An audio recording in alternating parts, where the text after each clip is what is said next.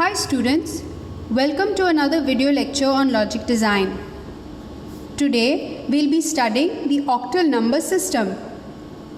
This number system was used extensively by early mini computers. When dealing with large binary numbers of many bits, it is convenient and more efficient for human beings to write the numbers in octal rather than binary. However, digital circuits and systems work strictly in binary, and we use octal only for the convenience of the operators. The octal number system is made up of 8 unique symbols: 0, 1, 2, 3, 4, 5, 6 and 7. That is why the base or the radix of this number system is 8. Since its base is 8 and 2 raised to 3 is 8, every 3-bit group of binary digits can be used to represent an octal digit. In the following table, you can clearly see octal 0 is represented using 3-bit binary code 000. Similarly, octal 1 is represented using a 3-bit binary code 001.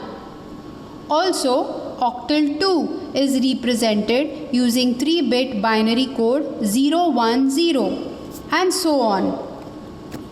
Here are some examples of valid octal numbers. Here are some examples of invalid octal numbers.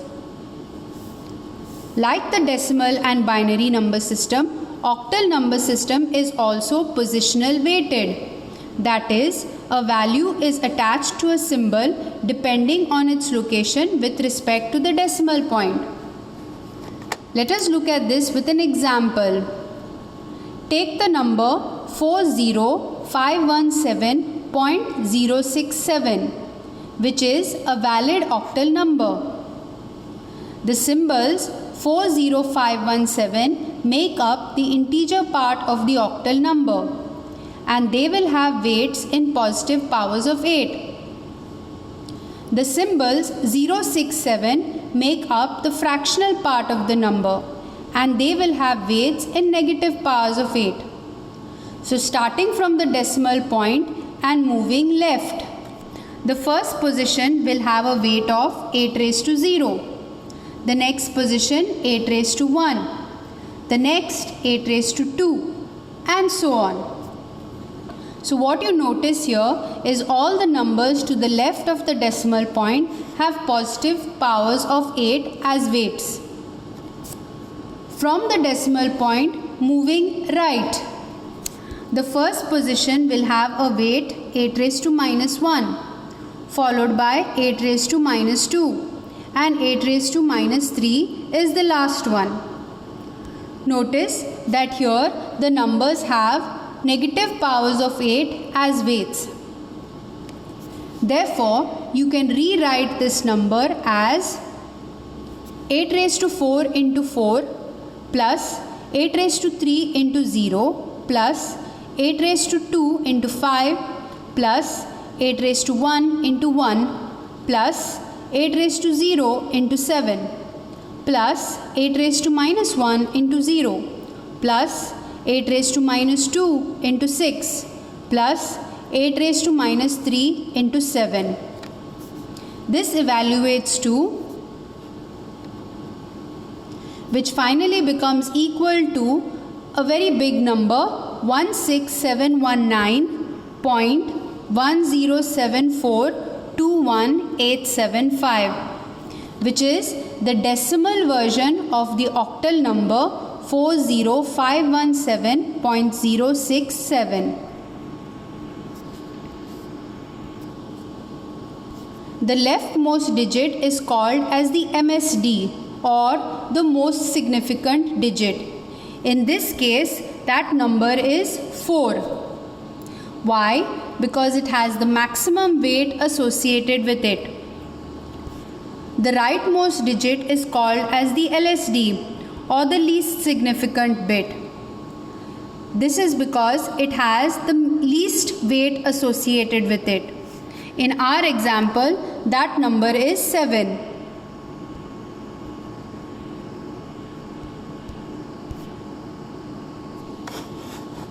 The octal number system has two complements, 7's complement and 8's complement. It is very easy to find the 7's complement of an octal number. Simply subtract each digit of the octal number from 7. How would you find the 8's complement of an octal number? Easy. Find the 7's complement of the number and add 1 to the LSD. For example, let's take the octal number 23.62 to the base 8. Find its 7's complement and 8's complement. In order to find its 7's complement, simply subtract each digit of the number from 7. Doing so gives us the answer 54.15, which is the 7's complement of 23.62. In order to find the 8's complement of 23.62, you find its 7's complement and add 1 to the LSD. You will get the answer as 54.16. That's all for now. A few things to remember. Every number system will have a base or a radix, that is, the number of symbols used to represent any valid number. Base or radix of the octal number system is 8. Remember that it is positional weighted. Digits before the decimal point have weights in positive powers of 2. Digits after the decimal point have weights as negative powers of 2. The octal number system has two complements, 7's complement and 8's complement. Thank you for listening to this video. A follow-up video will follow shortly and we will go through counting in octal and octal arithmetic.